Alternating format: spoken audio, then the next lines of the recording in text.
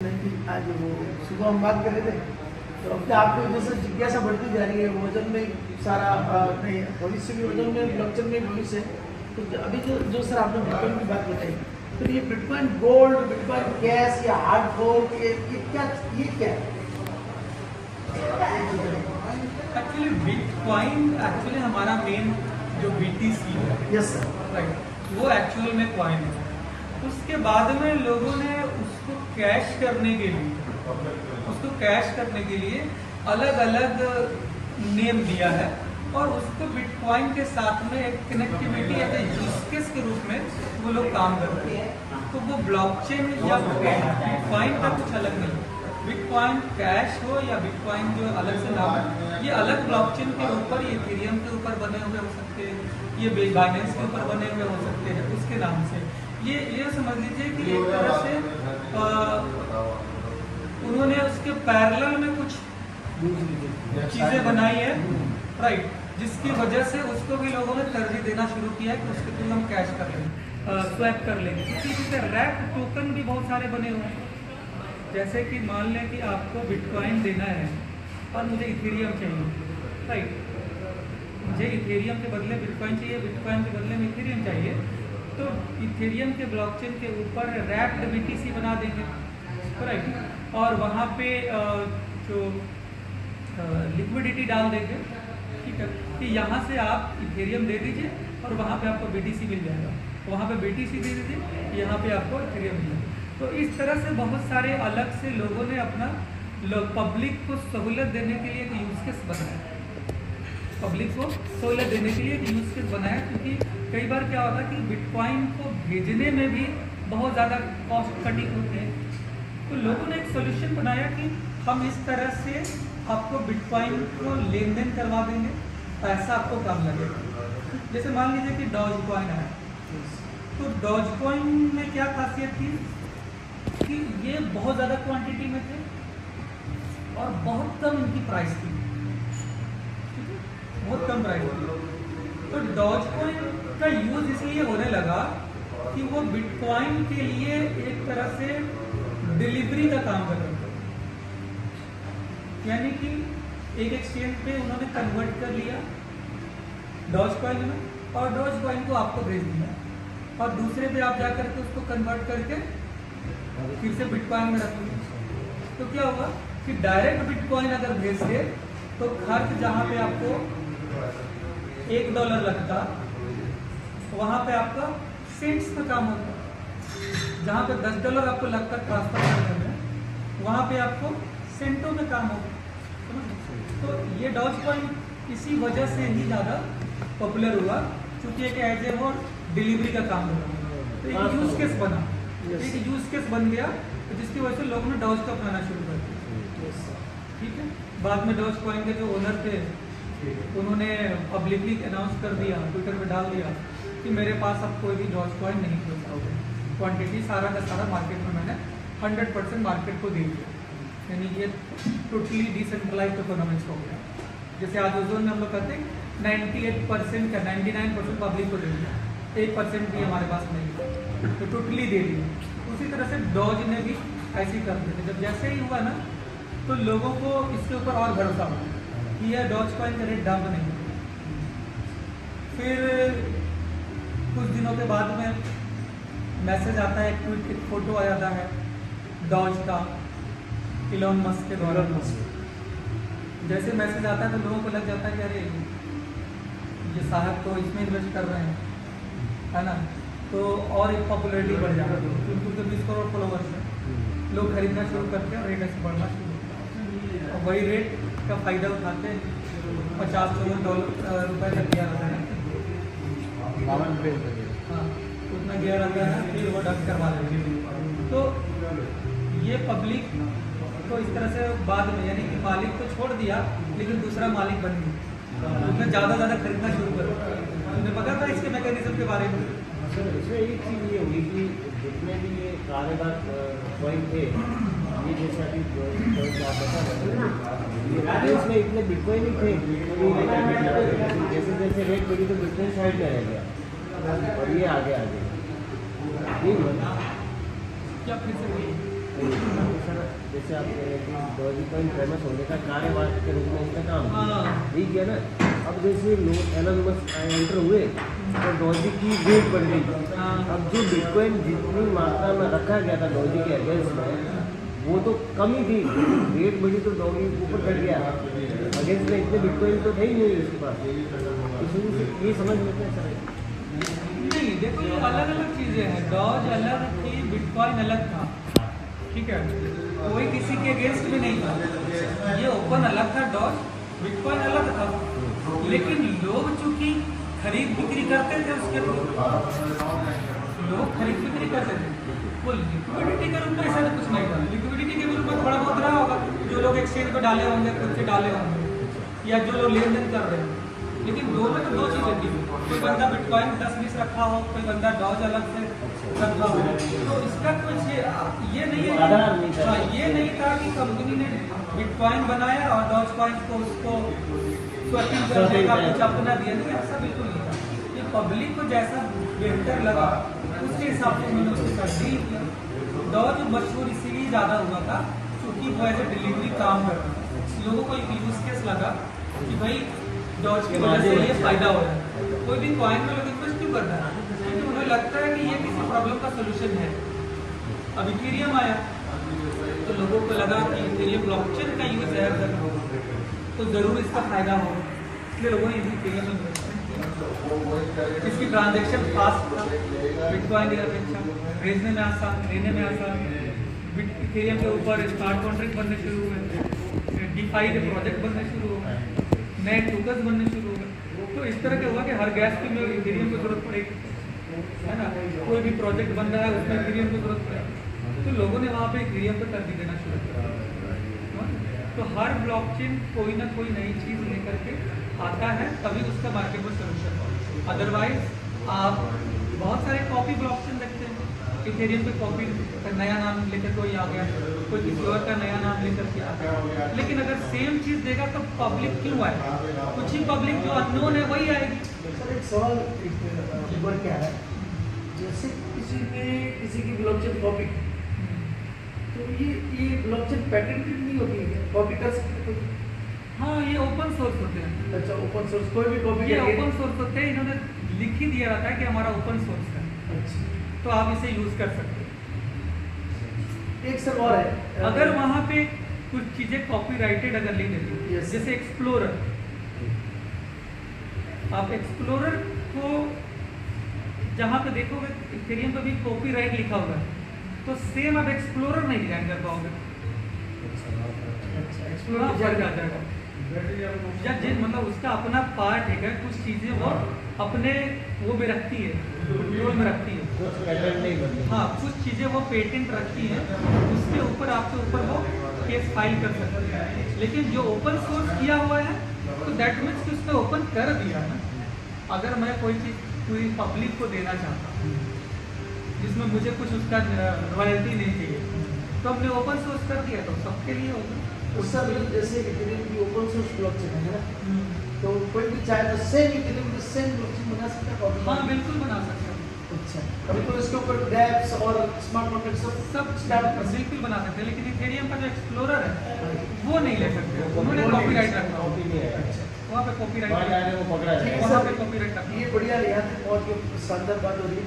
अभी sir nodes के बारे में जानकारी चाहिए। हम एक बार गूगल पे देख रहे थे तो नोड्स में full nodes, light nodes, parcel nodes, ये सर क्या अलग लगी, इसके बारे में देखिए एक्चुअल में जो नोड्स होता है वो एज ए वैलिडेटर काम है। अगर हम लोग बात करें बिटकॉइन, ठीक है, तो बिटकॉइन में नोड्स जो यूज होते हैं वो भी ट्रांजैक्शन को वैलिडेट करने के लिए होते हैं, ठीक है। उनको पहले पजल सोल्व करना होता है, उनको एक हार्ड प्लस पजल मिलता है, कंप्यूटर का पास्ट है, और वो पजल क्या होता है कि प्रीवियस हिस्ट्री की कैलकुलेशन को जल्दी वो सोल्व कर देता है। यानी राम ने श्याम को दिया, श्याम ने फलाना को दिया, उसने उसको दिया, उसने उसको दिया, और ये सारा जो लेखा जोखा है इसको उन्होंने सेकेंडों में सोल्व कर दिया। एक्यूरेट रिजल्ट क्या है, और किसी को टाइम लग गया, तो जिसके पास ज़्यादा मेमोरी पावर होगा, इंसानों में जिसके ज़्यादा मेमोरी होती है, ज़्यादा दिमाग जिसको बोलते हैं, वो किसी कैलकुलेशन को फट से कर देता है, और किसी की मेमोरी पावर कम होती है वो नहीं कर पाता। उसी तरह से कंप्यूटर्स में भी जिसका पावरफुल कंप्यूटर होगा वो जल्दी उसको सोल्व कर देगा, और जैसे सोल्व होगा हैश की माइनिंग हो जाएगी, यानी नया हैश क्रिएट कर देगा वो। एक्चुअली माइनिंग हैश की होती है, उसके ऊपर जो रिवार्ड मिलता है मिलता है। सर हैश क्या होता है वो भी बताना। हैश ये ब्लॉकचेन का एक बहुत ही मेजर पार्ट है, जो कि ब्लॉक्स के अंदर होते हैं। ये ट्रांजेक्शन्स को बताते हैं, इसलिए इसको ट्रांजेक्शन हैश बोलते हैं एक्चुअली, कि किसने किसको दिया, ये उस हैश में स्टोर रहते हैं, हैश के रूप में वो स्टोर होता है। तो वो ट्रांजेक्शन्स हैश होते हैं, क्योंकि मोस्ट इम्पॉर्टेंट होता है किसी भी ये चीज़ को दिखाने के लिए। तो ये ब्लॉकचेन का बहुत ही अहम हिस्सा है ट्रांजेक्शन हैश। इसी के ऊपर सारा ट्रांजेक्शन रन करती रहती है, और ये ब्लॉक्स के अंदर में होते हैं। तो ब्लॉक क्या है, एक तरह का लेज़र ही है, छोटा सा। ब्लॉक्स इसलिए बोलते हैं कि एक ईंट जैसी होती है ना, बहुत सारे ईंट बना करके ये मकान बन गए रहते हैं, तो उसी तरह से बहुत सारे ब्लॉक्स मिल करके पूरी ब्लॉकचेन पर रनिंग करते हैं, और उसके अंदर ये हैश होते हैं ट्रांजेक्शन, जिसके अंदर डेटा होता है। यस सर, अभी सर एक और सवाल आ रहा है, आपने ब्लॉकचेन के बारे में बता दिया, हिस्ट्री और कितने प्रकार के ब्लॉकचेन वो भी सारी बता दी, नोड्स तक भी आपने बता दिया। ब्लॉकचेन है तो नोड्स तो जरूरी है, प्राइवेट पब्लिक ब्लॉकचेन। नोड्स के बारे में मैं थोड़ा सा और बता देता हूँ, फेवरेट कर रहा हूँ कि ये नोड एक कंप्यूटर है। जैसे नॉर्मल जो हम लोग घरों में जो कंप्यूटर रखते हैं, लैपटॉप रखते हैं, उसी तरह से ये भी एक कंप्यूटर होता है, इसके अंदर भी सॉफ्टवेयर इंस्टॉल होते हैं, ठीक है। अब ये बहुत सारी ब्लॉकचेन के नोड्स होते हैं जो विंडोज़ पे भी काम करते हैं, और बहुत सारे हैं जो कि लिनक्स पे काम करते हैं। तो ज़्यादातर जो डेवलपर्स हैं और ज़्यादा एफिशिएंसी वो लिनक्स पे ही काम करता है। जो लिनक्स की जानकारी नहीं है, विंडोज़ पे भी ब्लॉकचेन पर रन कर रही है, ठीक है। लिनक्स एक ऑपरेटिंग सिस्टम, बहुत सारे ubuntu, तो इसके ऊपर ये काम करते हैं, बहुत सारे लोग विंडोज़ पे। तो कहना ये है कि ये कंप्यूटर ही होता है, एक कंप्यूटर ही होता है, इसमें रैम होते हैं, इसमें CPU लगे होते हैं, ठीक है। जो इथेरियम वगैरह है वो उनका GPUs लगे रहते हैं, ग्राफिकल यूनिट्स लगे होते हैं, GPU ग्राफिकल प्रोसेसिंग यूनिट ऐसे कुछ करते हैं GPU। तो वो ग्राफिक्स कार्ड होते हैं, जिनके पास ज़्यादा ग्राफिक्स का मेमोरी कार्ड होगा तो वो जल्दी पजल सॉल्व करेगा, इसलिए मैक्सिमम उस पर GPUs लगाया है। प्रूफ ऑफ स्टेक की जो ब्लॉकचेन है, इसके लिए वो GPUs की जरूरत नहीं होती है, इसमें स्टेकिंग की पावर डिपेंड करती है। तो नॉर्मल जो आपका जब घरों में कंप्यूटर होता है वो भी यूज़ हो सकता है, लेकिन वो यूज़ इसलिए नहीं हो सकता है क्योंकि उनकी कॉन्फ़िगरेशन थोड़ी सी लो होती है, और लो कॉन्फ़िगरेशन होगी तो फिर ट्रांजेक्शन वैलिडेट करने में परेशानी होगी। तो उसका एक स्पेसिफिक ये होता है, ब्लॉकचेन जो भी चलाती है कंपनी, तो अपना एक स्पेसिफिक डेटा डायग्राम बना कर रखती है कि हमें इतना रैम चाहिए, इतना मिनिमम एक क्राइटेरिया रखती है कि इतना CPU चाहिए। CPU में कोर होते हैं, तो 4 कोर की CPU, जैसे CPU होता है ना सेंट्रल प्रोसेसिंग, तो आपने देखा होगा कि कोई सिंगल कोर की CPU होती है, कोई डुअल कोर की CPU होती है, अभी ऑक्टा कोर होती है। उसी तरह से तो जिसके बाद जितना ज़्यादा CPU होगा, जितने ज़्यादा कोर्स होंगे ना, तो वो ब्लॉकचेन ज़्यादा फास्ट काम करेगा, समझ लो। तो हर कोई अपनी कॉन्फ़िगरेशन को इस्तेमाल करती है। तो ये बस कंप्यूटर ही है, और उस कंप्यूटर को जोड़ दिया, फिर पहले से जो कंप्यूटर जुड़े हुए हैं उनके साथ जोड़ दिया, इसी को हम लोग नोड्स बोलते हैं। और नोड का काम होता है वैलिडेट करना, यानी कोई भी ट्रांजेक्शन आया तो उसको चेक करना, और पुराना जो उनके पास स्टोरेज है उसमें से देख लेना कि ये जो ट्रांजेक्शन आया है हमारे पास इसकी रिकॉर्ड है या नहीं है। अगर रिकॉर्ड है तो सही है, अगर रिकॉर्ड नहीं है तो इसको डिलीट मारो, ख़त्म करो। नोट्स का काम होता है एज ए अथॉरिटी, इसका काम होता है जो सभी के ऊपर अपना पूरा अथॉरिटी देता है, वेरीफाई करता है कि ये सारे के सारे नोट एक अथॉरिटी काम, एक समझ लीजिए एक ऑफिसर का काम करते हैं किसी भी ट्रांजेक्शन को वैलिडेट करने के। तो ये तो एक्चुअल में नोट्स हैं, वैलिडेटर्स हैं सारी चीज़ें। अब जहाँ तक लाइट नोट की आती है बात, तो ऐसा कुछ लाइट नोट का कोई कंसेप्ट है होता नहीं, ठीक है। लाइट नोट्स क्या है कि वो एक सपोर्टिंग प्रूफ ऑफ स्टेक में लोग सपोर्टिंग करने के लिए कि ट्रांजैक्शंस को जहाँ पे जो बड़ा नोट्स वैलिडेट कर रहा है, तो वहाँ पे आप जो क्योंकि प्रूफ ऑफ स्टेक में क्या होता है कि आपके पास जितना ज़्यादा क्वाइन होगा उतना ज़्यादा आपको मौका मिलेगा ट्रांजेक्शन को वैलिडेट करने का।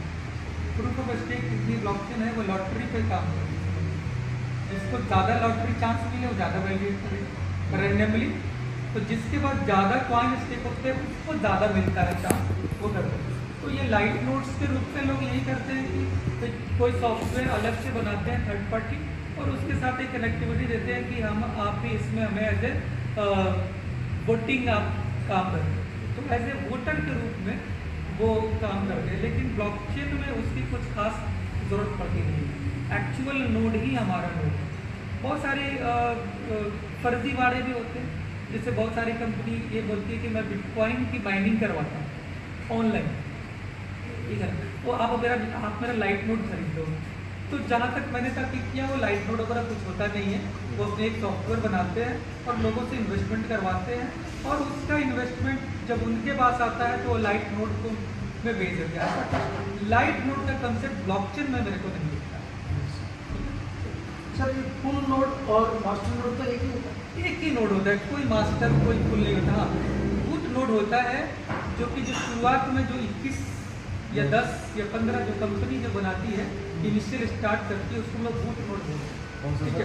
उसकी अथॉरिटी कंपनी के पास में होती है, और बाकी के जो लोग होते हैं वो नॉर्मल नोड होते हैं, ठीक है। लेकिन काम सब एक ही जैसा करते हैं। सर यहाँ तक एकदम सब कुछ ठीक हो गया, ब्लॉकचेन का भी आपने बता दिया, नोड्स भी बता दिए, अब इसके अंदर कुछ चीज़ें रही है। अब सर स्मार्ट कॉन्ट्रैक्ट, एक तो ये जानना है, और एक ये जानना सर कि ये डेलीगेटर और वैलिडेटर और डेलीगेटर ये क्या होता है? देखिए स्मार्ट कॉन्ट्रैक्ट की जहाँ तक बात है तो स्मार्ट कॉन्ट्रैक्ट ब्लॉकचेन के साथ में जो बाहरी लोग जो कॉन्ट्रैक्ट करते हैं बनाते हैं, जैसे हम और आपके बीच में कॉन्ट्रैक्ट बनता है और पेपर कि आपने मेरे को 10,000 रुपये दिए और मैंने आपसे लिए, तो एक कॉन्ट्रैक्ट बनेगा, तो थर्ड पार्टी को रजिस्ट्रार की जरूरत पड़ती है, एग्रीमेंट। तो वही एग्रीमेंट होता है ब्लॉकचेन का, और एक अलग यूज़र जो कि फैसिलिटीज़ देती है, जो स्मार्ट कॉन्ट्रैक्ट से इथीरियम है, तो वो ये फैसिलिटीज देती है कि आप हमारे ब्लॉकचेन के ऊपर एक कॉन्ट्रैक्ट बना सकते हैं, और उस कॉन्ट्रैक्ट में जो भी आप चाहेंगे उसके अकॉर्डिंगली आपको चलना पड़ेगा, और हमारी जो ब्लॉकचेन है उसी के अकॉर्डिंगली काम करेगा। अब कॉन्ट्रैक्ट के रूप में बहुत सारे होते हैं, DeFi प्रोजेक्ट होते हैं, वो भी कॉन्ट्रैक्ट होता है, यानी जो भी Web3 के जो प्रोजेक्ट होते हैं वो कॉन्ट्रैक्ट पे काम करते हैं। इवन जो टोकन जनरेट करते हैं हम लोग, वो भी एक कॉन्ट्रैक्ट होता है, यानी जो टोकन होता है ना वो भी एक कॉन्ट्रैक्ट है। NFT भी एक कॉन्ट्रैक्ट। और कॉइन सर, नेटिव टोकन वो, अब नेटिव टोकन ब्लॉकचेन का जो खुद का जो फ्यूल होती है, समझ लीजिए जो एनर्जी होती है वही नेटिव टोकन है, यानी जब भी उसको लेन देन करना होगा तो वो उस एनर्जी की ज़रूरत पड़ेगी, उस फ्यूल की ज़रूरत पड़ेगी, तो वही है, और वही उसी को लोग नेटिव टोकन कहते हैं। वो इनिशियली जब ब्लॉकचेन स्टार्ट होती है तो वो स्टार्ट हो जाता है जितना भी क्वांटिटी, और बाद में जो स्मार्ट कॉन्ट्रैक्ट के थ्रू जो बनता था वो सारा का सारा हम लोग उसको नॉन नेटिव बोलते हैं, यानी कि वो अलग से फंजिबल टोकन जैसा स्मार्ट कॉन्ट्रैक्ट के थ्रू बनता है। हाँ बिल्कुल, टोकन स्मार्ट कॉन्ट्रैक्ट ही है, वो कोई कॉइन नहीं है, वो एक कॉन्ट्रैक्ट है। उसको जितना ब्लॉकचेन को आपने दिया कि मुझे 10 लाख पावर चाहिए, तो 10 लाख उसने वो टोकन बना करके आपको दे दिया। अब उसको जिसको देना होगा, लेकिन उसको भेजने के लिए वो आपसे लेगी, फीस लेगी, और फीस के रूप में वही उनका कॉइन आपको लेना पड़ेगा। हाँ सर, तो प्रूफ ऑफ वर्क में जो माइनिंग होती है उसको तो माइनिंग बोलते हैं, और प्रूफ ऑफ स्टेक में जो माइनिंग होती है उसको मिंटिंग बोलते हैं, सही बात है?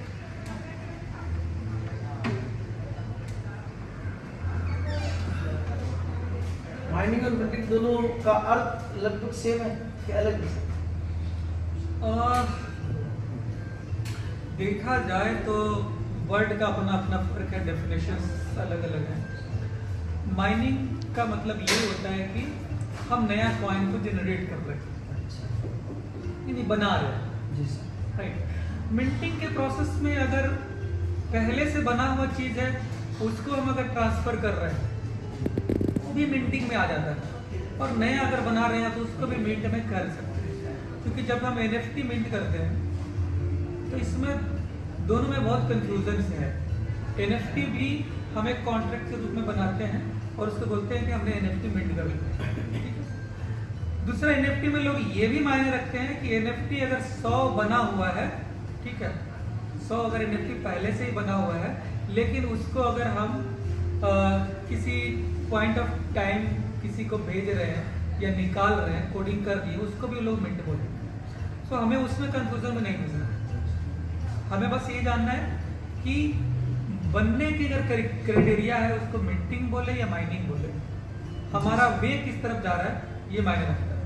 ठीक है, तो मिंटिंग को भी हम माइनिंग बोलेंगे, माइनिंग को भी हम मिंटिंग बोलेंगे। ऐसा कुछ नहीं है कि कॉइन का माइनिंग हो रहा है या कॉइन की मिंटिंग। हम टोकन को भी माइनिंग बोल सकते हैं अगर टोकन जनरेट नया हो रहा है।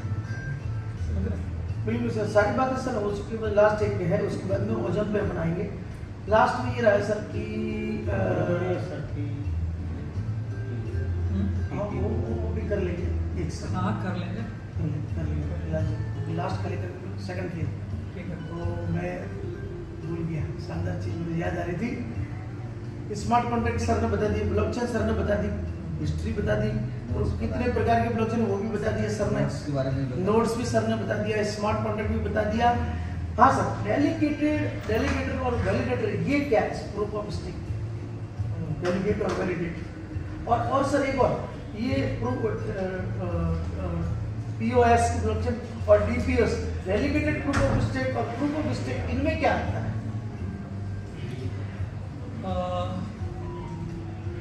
एक्चुअल में अगर देखा जाए तो ये जो नई नई जो कंपनीज आती हैं या नए नए जो कुछ नया रेडी होता है, तो वो लोग कुछ ना कुछ एक नया नाम देते हैं और उसके बदले कुछ चीज़ें बढ़ा देते हैं, यानी कुछ फैसिलिटीज बढ़ा देते हैं। ठीक है। सो प्रूफ ऑफ स्टेक पहले था कि भाई आप स्टेकिंग करोगे और उसके ऊपर आपको माइनिंग मिलेगी, राइट। अब उन्होंने डेलीगेटेड प्रूफ ऑफ स्टेक लाया कि आप अगर नोड ना भी हो, आपको जरूरी नहीं है कि आप नोड होल्डर बन के ही माइनिंग करो, आपको कंप्यूटर लगा के ही माइनिंग करेगा। आप बन जाओ डेलीगेटर, यानी वैलिडेटर का काम क्या है कि ट्रांजैक्शन को वैलिडेट करेगा, उसके ऊपर उसको रिवार्ड मिल जाएगा। ब्लॉकचेन को उसने काम करके दिया तो ब्लॉकचेन उसके काम के बदले में उसको रिवार्ड देती है।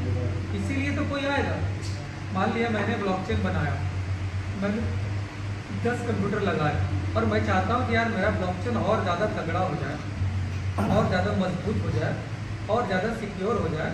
तो जितने ज़्यादा नोड आएंगे उतना ज़्यादा ब्लॉकचेन सिक्योर होगा। अगर 2-3 नोड लेकर के मैं आऊँगा तो हो सकता है हमारा ब्लॉकचेन सिक्योर ना हो, क्योंकि 2-3 को किसी ने हैक कर लिया।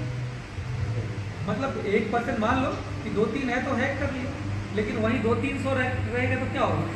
इम्पॉसिबल हो जाएगा।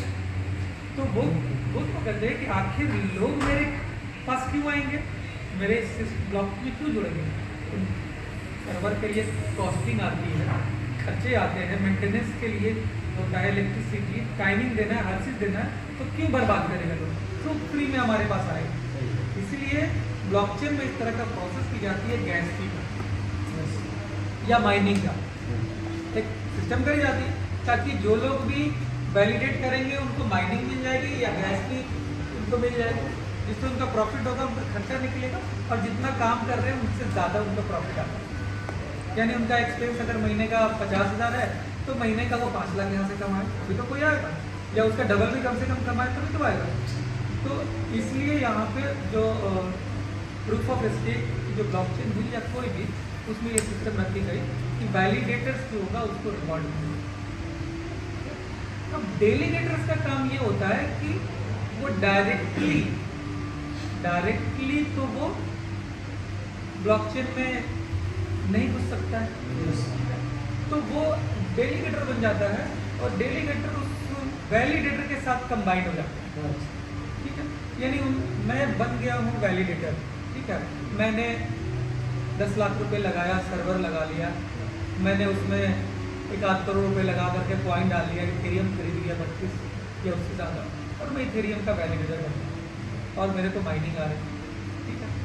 अब मैं चाहता हूँ कि यार अगर मुझे और ज़्यादा अगर वो चाहिए, माइनिंग चाहिए, तो मुझे अगर कोई डेलीगेट कर देगा मुझे और आपसे बोलता कि एक काम करो, आप लोग पास 1 करोड़ तो है नहीं, सिस्टम नहीं लगा सकते, आप 1-1 लाख रुपए मुझे दे दो, आपसे जो मैं प्रॉफिट लूँगा उसमें से आपको शेयर दूँगा। तो आप लोगों ने क्या किया, वही डेलीगेट कर दिया, सब लोगों ने मुझे दे दिया। अब इसके लिए ब्लॉकचेन में एक प्रोसेस बना दिया। पहले क्या था कि बिना किसी ये के, यानी कि स्मार्ट कॉन्ट्रैक्ट के, आपसे मैंने ऐसे ही म्यूचुअली ले लिया। जैसे बहुत सारी कंपनियों की वेबसाइट चल रही है, उसमें आपको बोलेंगे कि आप इथेरियम माइनिंग करो, ट्रोन माइनिंग करो, है ना, बिटकॉइन माइनिंग करो, इस वेबसाइट को लो और यहाँ पे इतना कॉइन डालो और बटन दबाओ और आपको इतना तारीख को ये मिल जाएगा, इतना $1 मिल जाएगा। ये चीज़ था। तो वहाँ पे दिक्कत ये हो रहा था कि वो मेरा तो फंड सेफ है क्योंकि मैं ब्लॉकचेन से जुड़ा हूँ, लेकिन आपका फंड सेफ नहीं है। आप मेरे को दे दिया, मैं लेके निकल गया, क्या करोगे? नहीं करोगे। तो अब एक सिस्टम बना दिया गया कि ब्लॉकचेन से ही सारे डेलीगेटर्स को जोड़ा, उस घड़ी को उसके साथ हाँ उसको जोड़ दे ताकि मैं भी फ्रॉड ना कर पाऊँ। आपका फंड मेरे पास, मेरे नोड में आपका फंड रहेगा, लेकिन आपका सुरक्षित रहेगा। ब्लॉकचेन का दोनों पे नजर आ गई। हाँ, दोनों पे नजर आ गई, कोई किसी को गड़बड़ नहीं कर। तो इस तरह के सिस्टम को बना करके डेलीगेटेड कर दिया।